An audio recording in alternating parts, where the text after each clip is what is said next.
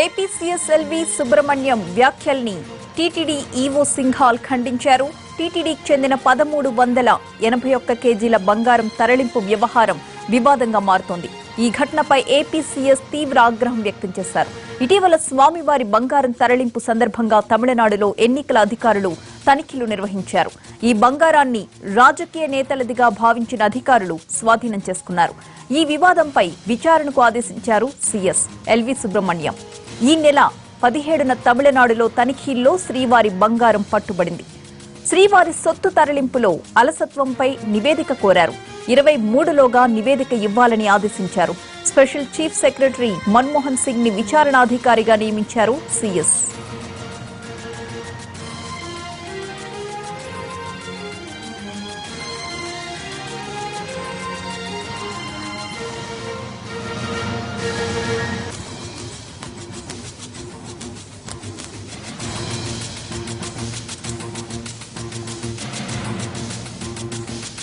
టీటీడీకి చెందిన 1381 కేజీల బంగారం తరలింపు వ్యవహారం వివాదమవుతోంది.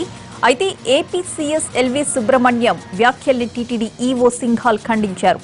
పూర్తి అప్డేట్స్ మా ప్రతినిధి మోహన్ అందిస్తారు. మోహన్, ప్రతిభ టీటీడీకి సంబంధించినటువంటి బంగారం డిపాజిట్లు ఏదైతే ఉందో నేషనల్ పంజాబ్ బ్యాంక్ నుంచి కూడా 17వ తేదీన చెన్నై నుంచి తరలిస్తున్నటువంటి సమయంలో తిరువల్లూరు వద్ద పట్టుకోవడం, అటు తర్వాత దీనికి సంబంధించి పూర్తి స్థాయిలో కూడా టీటీడీకి వ్యతిరేకంగా కూడా ప్రచారం జరగడం, అదేవిధంగా రైతాధిపతులు కూడా టీటీడీకి వ్యతిరేకంగా మాట్లాడుతున్నటువంటి నేపథ్యంలో నిన్నటి రోజున చీఫ్ కమిషన్ సెక్రటరీగా ఉన్నటువంటి ఎల్వి సుబ్రహ్మణ్యం ఇదే సంఘటనపై విచారణకు కూడా ఆదేశించినటువంటి నేపథ్యంలో దీనికి సంబంధించినటువంటి పూర్తి వివరాలను మీడియా ముందు టీటీడీ ఈవో అనిల్ కుమార్ సింఘాల్ ఉంచారు. టీటీడీకి సంబంధించి దాదాపు ఇప్పటి వరకు కూడా ఇండియన్ ఓవర్సీస్ బ్యాంక్, అదేవిధంగా state bank of India, Punjab national bank లో 9,5250 కేజీల బంగారం డిపాజిట్ గా ఉన్నాయి. దీనికి సంబంధించినటువంటి maturity period Punjab national bank సంబంధించి కూడా ఏప్రిల్ 17వ తేదీన పూర్తయింది. దీనికి సంబంధించి పాలక మండలి పూర్తి స్థాయిలో నిర్ణయం తీసుకోవాల్సి ఉన్న నేపథ్యంలోనే పంజాబ్ నేషనల్ బ్యాంక్ లో మెచ్యూరిటీ అయినటువంటి బంగారాన్ని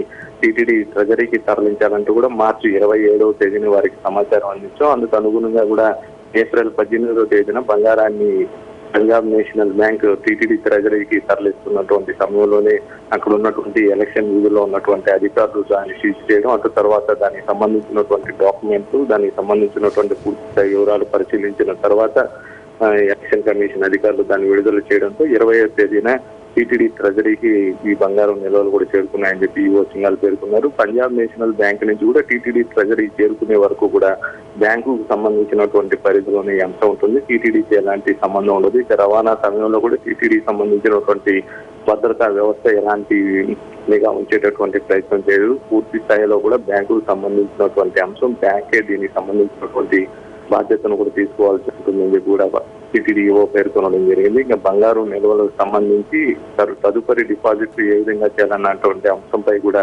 పాలక మండలిలో ఉన్నటువంటి సబ్ కమిటీ నిర్ణయం మేరకే తీసుకోవడం ఉంటుంది. దీనికి సంబంధించి కూడా పాలక మండలి సబ్ కమిటీ నిర్ణయం కోసం తాము వేచి ఉన్నామని చెప్పి కూడా అనిల్ కుమార్ సింగ్ గారు పేర్కొన్నారు. ఇక దీనికి సంబంధించినటువంటి విచారణ కోసం చీఫ్ సెక్రటరీ ఆదేశించినటువంటి నేపథ్యంలో ఇవాళ మధ్యాహ్నం 3:30 గంటలకు స్పెషల్ సెక్రటరీ ఉన్నటువంటి మన్మోహన్ సింగ్ టీటీడీ కార్యాలయానికి చేరుకోబోతున్నారు. వారి సమక్షంలోనే దీనికి సంబంధించినటువంటి విచారణ కూడా జరుగుతుంది. దీన్ని కూడా టీటీడీ ఈవో సింఘాల్ స్వాగతించారు. విచారణలో పూర్తి స్థాయిలో అన్ని అంశాలు కూడా వెలుగులో చూస్తాయి. టీటీడీ పైన చేస్తున్నటువంటి అవాస్తవ ప్రచారం నుంచి కూడా ప్రజలకు పూర్తి స్థాయిలో సమాచారం అందుతుంది. భక్తుల విశ్వాసాలను టీటీడీ ఎప్పుడు కూడా కాపాడుతూ అందుకు అనుగుణంగానే మా నిర్ణయాలు ఉంటాయన్న విషయం కూడా వెలుగులోకి వస్తుంది అన్నటువంటి ఆశాభావాన్ని టీటీడీ ఈవో సింఘాల్ వ్యక్తపరిచారు. ప్రతిభ.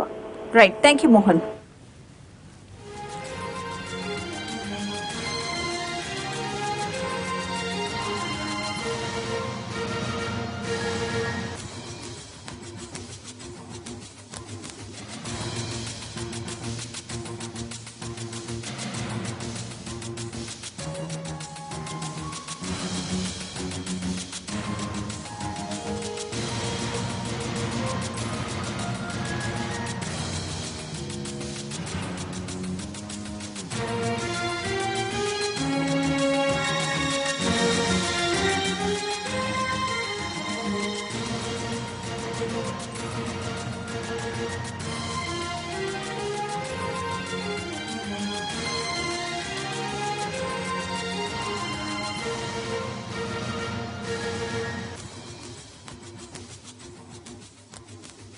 మామూలుగానే మనం ఇక్కడ రెస్పాన్స్ పెట్టాలంటే ఫైనాన్స్ డిపార్ట్మెంట్ ఇష్యూ ఉంటుందని భావించవచ్చు. లాస్ట్ టైం మనం 1000 crores డిపాజిట్ ఇష్యూ మీద రెస్పాన్స్ పెట్టాం ఇక్కడ. బట్ ఇవాళ అసలు టీటీడీకి సంబంధం లేవంటి ఇష్యూ మీద మనం ఈ ప్రెస్ కాన్ఫరెన్స్ నిర్వహించాల్సిన పరిస్థితి ఏర్పడింది. అయితే 17వ తేదీ 1381 kg gold election officers, election అధికారులు తిరువళ్ళూరు జిల్లాలో తమిళనాడులో సీజ్ చేయడం జరిగింది. అప్పటి నుంచి మొదలైంది. అది టీటీడీ గోల్డా కాదా, అసలు ఆ గోల్డ్ ట్రాన్స్పోర్టేషన్ జరుగుతుంటే టీటీడీ వాళ్ళు ఏం చేస్తూ ఉన్నారు, ఎవరి బాధ్యత, అది కాకుండా దీంట్లో అసలు గోల్డ్ టీటీడీ బ్యాంకులో పెడితే బ్యాంక్ ఏమో వేరే చోట నుంచి గోల్డ్ కొనుక్కొని మళ్ళీ టీటీడీకి ఇస్తున్నారు, ఆ భక్తులు మనోభావాలు దెబ్బతింటున్నాయి. అంటే ఒకటేమో జరిగినటువంటి ఇన్సిడెంటు, రెండోదేమో పాలసీ డిసిజన్ మీద కూడా ఈ మధ్య కామెంట్స్ మొదలైనాయి. ఇప్పుడు చివరికి టీటీడీకి రావాల్సిన గోల్డ్ టీటీడీకి వచ్చింది కాబట్టి ఇవాళ ఈ ప్రెస్ కాన్ఫరెన్స్ పెట్టి మనం అందరికీ క్లారిటీ ఇస్తే బాగుంటుంది. జరిగింది ఏమిటి, టీటీడీ రోల్ ఏమిటి, పంజాబ్ నేషనల్ బ్యాంక్ బాధ్యత ఏంటి, దాని మీద మొత్తం క్లారిటీ ఇస్తే ఏదైతే రకరకాల డిస్కషన్ జరుగుతున్నాయి అది ఆగుతాయని చెప్పి నేను భావిస్తూ ఉన్నాను. అయితే ఈ గోల్డ్ డిపాజిట్ స్కీమ్ అనేది state government of Andhra Pradesh 1st April 2000 ఆ రోజు ఒక గవర్నమెంట్ ఆర్డర్ జారీ చేసింది. అంటే సర్ప్లస్ గోల్డ్ ఏదైతే టీటీడీలో ఉందో అది నేషనలైజ్డ్ బ్యాంక్స్లో గోల్డ్ డిపాజిట్ స్కీమ్ కింద డిపాజిట్ చేస్తే మంచిది. అంటే టీటీడీకి ఓవరాల్ ఇంట్రెస్ట్ చూసుకుంటా, అంటే రెవెన్యూ ఏ విధంగా ఎక్కువ ఉంటుంది, ఆదాయం ఎక్కువ ఏ విధంగా ఉంటుంది అన్నీ ఆలోచించుకొని సర్ప్లస్ గోల్డ్ అంతా కూడా గోల్డ్ డిపాజిట్ స్కీమ్ కింద పెట్టవచ్చని. అది మొదలైంది ఇయర్ 2000. ఆ తర్వాత రిజర్వ్ బ్యాంక్ ఆఫ్ ఇండియా అప్పుడు ఉన్నటువంటి గోల్డ్ డిపాజిట్ స్కీమ్ని మార్చుకొని గోల్డ్ మానిటైజేషన్ స్కీమ్ కింద తీసుకువచ్చారు 2015లో. అప్పుడు నుంచి ఉన్నటువంటి గోల్డ్ మానిటైజేషన్ స్కీమ్ కింద వేయడం జరిగింది. ఓవరాల్ మీరు చూసుకున్నట్లయితే ఇప్పుడు ఇవాళ టీటీడీ దగ్గర ఉన్నటువంటి గోల్డ్, ఎందుకంటే చాలా మందికి దీంట్లో కూడా వేలాది లక్షలాది టన్నుల గోల్డ్ టీటీడీలో ఉంది, అవి ఏం చేస్తున్నారు, అసలు కొంతమంది ఇప్పుడు అలిగేషన్ మొదలుపెట్టేటప్పుడు ఈ 1100 kg గోల్డ్ ఎవరు ఇంటికి తీసుకుపోతున్నారు అట్లా కూడా మాట్లాడారు. అయితే ఓవరాల్ గోల్డ్ మందర ఉన్నటువంటిది Indian overseas bank 1938 kilo gold Indian overseas బ్యాంకులో ఉంది.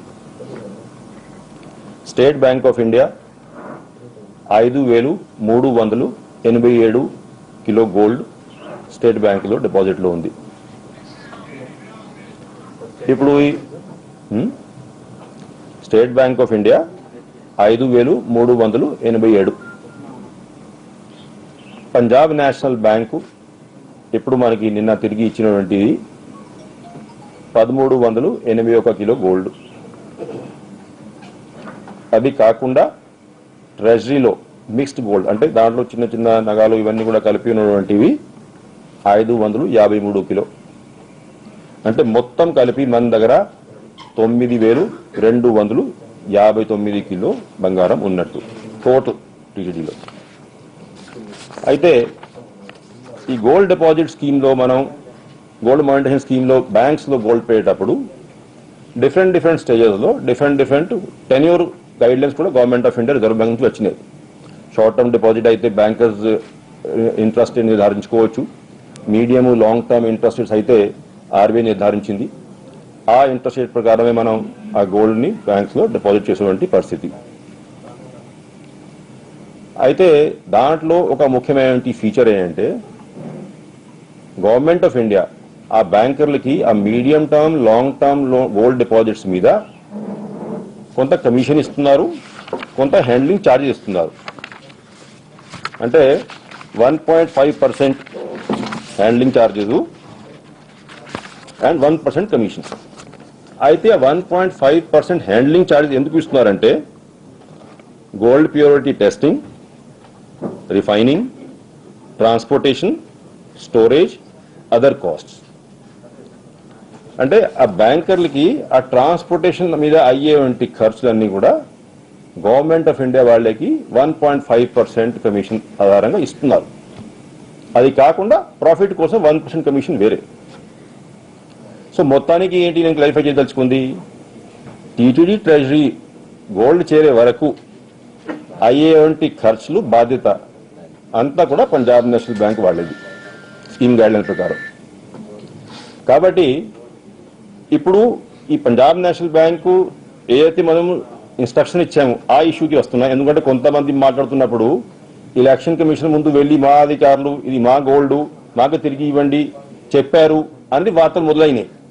మేము చెప్పింది ఏమీ లేదు, వార్తలు వస్తున్నాయి కాబట్టి క్లారిఫై చేస్తున్నాం. మేమేం చెప్పాం, అయితే జరిగింది ఏంటి, మనం పంజాబ్ నేషనల్ బ్యాంకులో 1311 కిలోలు గోల్డ్ 3 year డిపాజిట్స్ పెట్టాం 2016 18th April.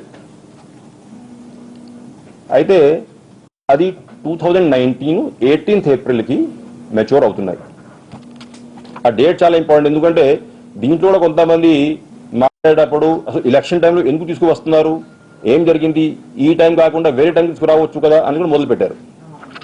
అయితే 18th April 2019 కి డిపాజిట్ మెచ్యూరిటీ అనేది ఫిక్స్ అయింది 2016లోనే. కాబట్టి ఇప్పుడు మనం ఏం చేసాం, 18th April కి మెచ్యూర్ అవుతున్నాయి కాబట్టి ఇప్పుడు మనం ఫర్దర్ కంటిన్యూ కావాలా బ్యాంక్స్ లో, అంటే పంజాబ్ నేషనల్ బ్యాంక్ అయినా ఎస్బీఐ అయినా వేరే బ్యాంక్ అయినా వేరే విషయం. లేకపోతే ఒరిజినల్ గవర్నమెంట్ ఆర్డర్లో ఏదైతే చెప్పారో, ఏం చెప్పారు అంటే టీటీడీకి ఓవరాల్ అడ్వాంటేజ్ చూసుకొని బ్యాంకులో గోల్డ్ పెట్టాలి, దాని మీద బోర్డు నెక్స్ట్ బోర్డు మీటింగ్లు కానీ ఆఫ్టర్ దట్ కానీ నిర్ణయం తీసుకోవాలి. కాబట్టి మనం పంజాబ్ నేషనల్ బ్యాంక్ ఏం చెప్పాము, on 27th March 18th April maturity అయితే ఒక 22 days ముందే 27th March మనం పంజాబ్ నేషనల్ బ్యాంక్ కి లెటర్ రాసి ఇట్లాగా మా 1311 kg గోల్డ్ ప్లస్ ఇంట్రెస్ట్ కలిపి మాకు 18th April తిరిగి మా టీటీడీ ట్రెజరీకి ఇవ్వండి. అయితే వాళ్ళు ఏం చేశారు, మన లెటర్ వెళ్ళింది కాబట్టి వాళ్ళు ఇంట్రెస్ట్ కలిపి 1380 కిలో గోల్డ్ అయింది కాబట్టి అది వాళ్ళు ప్రొక్యూర్ చేసి ఉంటారు, మరి ఎక్కువ చేసి ఉంటారు వాళ్ళకి తెలియాలి. 18th April టీటీడీకి హ్యాండ్ ఓవర్ చేయాలి కాబట్టి 17th April ట్రాన్స్పోర్ట్ చేస్తూ ఉండి ఉంటారు వాళ్ళు. అయితే ట్రాన్స్పోర్ట్ చేసేటప్పుడు 100% రెస్పాన్సిబిలిటీ పంజాబ్ నేషనల్ బ్యాంక్ది కాబట్టి టీటీడీ అధికారుల ఇన్వాల్వ్మెంట్ దాంట్లో ఉండదు. వాళ్ళు 17th నైట్ కానీ 18th మార్నింగ్ కానీ మన ట్రెజరీలో అప్ చెప్పాలి 1381 కిలో గోల్డ్. అయితే సాయంత్రం ఆ రోజు టీవీ ఛానల్స్లోనే వార్తలు వచ్చాయి, అంటే ఇట్లాగా పెద్ద ఎత్తున గోల్డ్ ఎలక్షన్ అథారిటీస్ తిరువల్లూరు జిల్లాలో సీజ్ చేశారు, అది ఎవరి గోల్డ్ తెలియని పరిస్థితి ఉంది. ఆఫ్టర్ దాట్ కొంతకాలం తర్వాత అది టీటీడీ గోల్డ్ అనేది వాళ్ళు చెప్తున్నారు అని కూడా వార్తలు వచ్చాయి. నాకు కూడా కొంతమంది ఫోన్లు చేశారు, అది టీటీడీ గోల్డా కాదా, అప్పుడు క్లారిఫై చేశాను. టీటీడీ గోల్డ్ అనేది నేనైతే చెప్పలేను, ఎందుకంటే టీటీడీ గోల్డ్ ఎప్పుడైతే ఎవరైనా తీసుకువచ్చి పంజాబ్ నేషనల్ బ్యాంక్ అథారిటీస్ నాకు ట్రెజరీలో ఇస్తే అది టీటీడీ గోల్డ్. ట్రాన్స్పోర్ట్ చేసేటప్పుడు వాళ్ళు 1300 ట్రాన్స్ఫర్ చేస్తున్నారా, తక్కువ చేస్తున్నారా, ఎక్కువ చేస్తున్నారా, ఒక లాట్లో ఎక్కువ చేస్తుంటే ఎవరి కోసం ట్రాన్స్పోర్ట్ చేస్తున్నారు వాళ్ళకి తెలిసినటువంటి విషయం, దానికి టీటీడీకి సంబంధం లేదు. అయితే టీటీడీ ఇన్వాల్వ్ అయింది ఎక్కడ, అప్పుడు ఎలక్షన్ అథారిటీస్ దాన్ని సీజ్ చేసేటప్పుడు డాక్యుమెంట్స్ వీళ్ళ దగ్గర ఉన్నాయి అనేది పంజాబ్ నేషనల్ బ్యాంక్ అథారిటీస్ మాకు ఫోన్లు చెప్పారు, అంటే ఇట్లాగా మీకోసం తీసుకువస్తున్నాము, అవి సీజ్ అయినాయి, మా దగ్గర వేరే డాక్యుమెంట్స్ అన్నీ ఉన్నాయి, మేము ఎలక్షన్ అథారిటీకి చూపెట్టాం, బహుశా రేపు మార్నింగ్ కల్లా రిలీజ్ చేసి తీసుకువస్తాము అనేది మాకు ఫోన్లో చెప్పడం జరిగింది. అయితే అక్కడ ఎలక్షన్ అథారిటీస్ ఎంక్వైరీ ప్రారంభించారు, అది ఎవరి గోల్డ్ ఎవరి కోసం పోతా ఉంది, పంజాబ్ నేషనల్ బ్యాంక్ మరి వాళ్ళకి ఏం డాక్యుమెంట్స్ చూపెట్టారో మనకి ఐడియా లేదు. ఈలోగా ఇన్కమ్ ట్యాక్స్ అథారిటీసు టీటీడీకి ఏమైనా సంబంధం ఉందా ఈ గోల్డ్కి, దానికోసం ఒక ఆఫీసర్ని పంపించండి విత్ రికార్డ్స్ అనేది మాకు నోటీస్ జారీ చేశారు. ఎందుకంటే బహుశా ఈ పంజాబ్ నేషనల్ బ్యాంక్ వాళ్ళు కూడా చెప్పి ఉండొచ్చు, అంటే ఇట్లా టీడీ కోసం తీసుకుపోతున్నామని. అక్కడ కూడా ఎంక్వైరీలో స్పష్టంగా మా ఆఫీసర్ ఏం చెప్పారు, పంజాబ్ నేషనల్ బ్యాంక్ ఎవరి కోసం గోల్డ్ తీసుకువెళ్తున్నారు, లేకపోతే ఇది పంజాబ్ నేషనల్ బ్యాంక్ గోల్డా కాదా మాకు తెలియదు, కానీ మేము మాత్రం పంజాబ్ నేషనల్ బ్యాంక్కి ఒక లెటర్ రాసి ఉన్నాము, ఇట్లాగా 18th ఏప్రిల్కి 1381 kg గోల్డ్ టీటీడీకి ఇవ్వండి. ఆ లెటర్ మా దగ్గర ఉంది. సో ఆ లెటర్ మేము చూపెట్టడం జరిగింది. అంతే తప్ప ఆ గోల్డ్ ఓనర్షిప్ మేము క్లెయిమ్ చేయలే. ఆఫ్టర్ దాట్ జిల్లాధికారులు, ఎలక్షన్ అథారిటీస్, ఇన్కమ్ ట్యాక్స్ అధికారులు డీటెయిల్డ్గా ఎంక్వైరీ చేసి ఉంటారు. తర్వాత వాళ్ళు ఆ గోల్డ్ అంతా కూడా రిలీజ్ చేశారు. రిలీజ్ చేస్తే మాకు పంజాబ్ నేషనల్ బ్యాంక్ వాళ్ళు అధికారులు అందరూ కూడా వచ్చి 18th ఇవ్వాల్సినటువంటి గోల్డ్ 20th ఇక్కడ అప్పచెప్పడం జరిగింది. అయితే ఇప్పుడు ఓవరాల్ సీక్వెన్స్ ఆఫ్ ఈవెంట్స్ మీరు చూసుకున్నట్లయితే